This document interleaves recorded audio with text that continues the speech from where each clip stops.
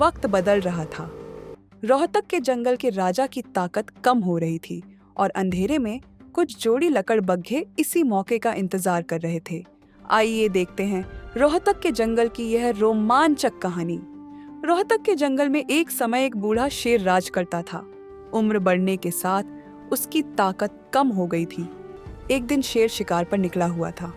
तभी कुछ लकड़बग्घों ने उसे देखकर आपस में कहा, आज इसका काम तमाम कर देना चाहिए, क्योंकि उन्हें कई बार जंगल से बाहर निकाला था। शेर ने उनकी बातें सुन ली और शांत स्वर में समझाया, शिकार करना तुम्हारा काम है, लेकिन अंधाधुंध शिकार करना गलत है, क्योंकि इससे जंगल का संतुलन बिगड़ता है। लकड़बग्घे इस बात से नाराज हो गए और गुस्से में उन्होंने शेर पर हमला कर दिया। शेर बूढ़ा और कमजोर था, इसलिए वह उनका ठीक से मुकाबला नहीं कर पाया।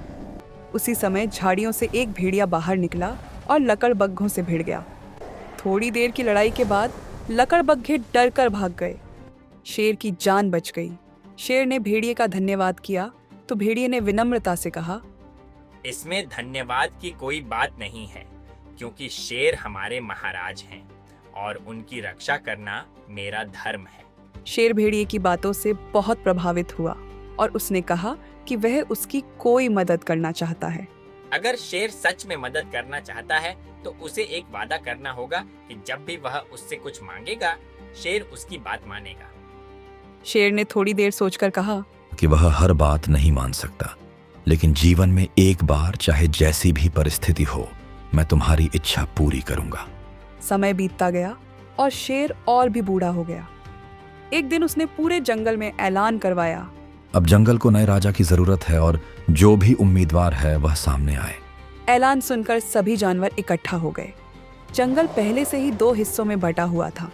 एक दल बकरी का समर्थन कर रहा था, जो समझदार और शांत स्वभाव की थी, जबकि दूसरा दल भेड़िए का समर्थन कर रहा था, जो ताकतवर और चालाक था।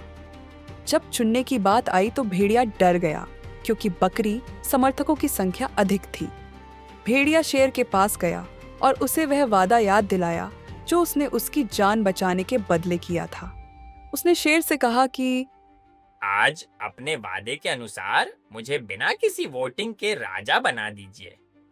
शेर समझ गया कि भेड़िया उसके वादे का गलत इस्तेमाल कर रहा है, लेकिन वह वचन में बंधा हुआ था। मजबूरी में शेर ने भेड़िए को राजा घोषित कर दिया। इस फैसले से जंगल 2 भागों में बट गया और कई जानवर मन ही मन दुखी हो गए। कुछ समय बाद बरसात का मौसम आ गया। बकरी ने सभी जानवरों को चेताया, हम निचले इलाकों में रहते हैं और अगर बारिश ज्यादा हुई तो बाढ़ आ सकती है, इसीलिए पहले से तैयारी करनी चाहिए। वे मदद मांगने भेड़िए के पास गए, लेकिन भेड़िए ने उनकी बात सुनकर मना कर दिया और कहा कि यह तुम्हारी समस्या है, क्योंकि तुमने मुझे राजा नहीं बनाना चाहा था। उसके सलाहकारों ने भी किसी तरह की मदद से इनकार कर दिया। बारिश लगातार तेज होती गई, नदियां उफनने लगीं और जंगल में पानी भरने लगा। तभी भालू ने सुझाव दिया, हम बांस से एक बड़ी नाव बनाएंगे ताकि बाढ़ आने पर उसी में बैठकर अपनी जान बचा सकें। सभी जानवर मिलकर मेहनत करने लगे और जल्दी ही नाव तैयार हो गई।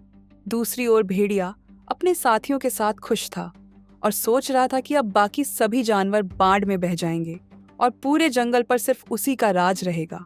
लेकिन बाढ़ इतनी भयानक हो गई कि पानी भेड़िए की गुफा तक पहुंच गया। अब भेड़िया घबरा गया और उसे अपनी गलती समझ आने लगी। उसी समय बकरियों की बांस की नाव भेड़िए के पास पहुंची। भेड़िया और उसके साथी गिड़गिड़ाने लगे और बोले कि उनसे बहुत बड़ी गलती हो गई है और अब उन्हें बचा लिया जाए। कुछ जानवरों को उस पर भरोसा नहीं हुआ, लेकिन अंत में सभी ने मानवता दिखाते हुए उन्हें भी नाव में बैठा लिया। नाव में ज्यादा भार होने के कारण वह हिलने लगी, लेकिन शेर उसे संभालते हुए पास की एक गुफा तक ले आया। सभी जानवर गुफा के अंदर चले गए, लेकिन थोड़ी देर बाद पानी वहां भी घुसने लगा। तभी शेर ने उपाय बताया कि बांस की नाव को तोड़कर गुफा के दरवाजे में कसकर फंसा दो ताकि पानी अंदर ना आ सके। सभी जानवरों ने मिलकर वैसा ही किया और पानी रुक गया। 2 दिन बाद बारिश थमी और पानी कम हो गया। सभी जानवर सुरक्षित गुफा से बाहर आए। तब शेर ने बकरी से कहा कि तुमने अपनी समझदारी और धैर्य से पूरे जंगल को बचाया है और तुम्हारे अंदर एक सच्ची नायिका है। शेर ने भेड़िए से ताज वापस ले लिया और बकरी को जंगल की रानी घोषित किया। सही फैसला हमेशा सभी का भला करता है। हमें अपने गुस्से और अहंकार को कंट्रोल करना चाहिए और दूसरों की मदद करने में कभी हिचकिचाना नहीं चाहिए। जो अपनी समझदारी, दयालुता और सहयोग से दूसरों की मदद करता है वही असली हीरो होता है। जैसे टाइनी लिटिल बुकवर्म्स की कहानियाँ हमें जीवन के अहम पाठ सिखाती हैं, वैसे ही यह कहानी भी हमें समझाती है कि सच्ची बहादुरी दूसरों की मदद करने में है।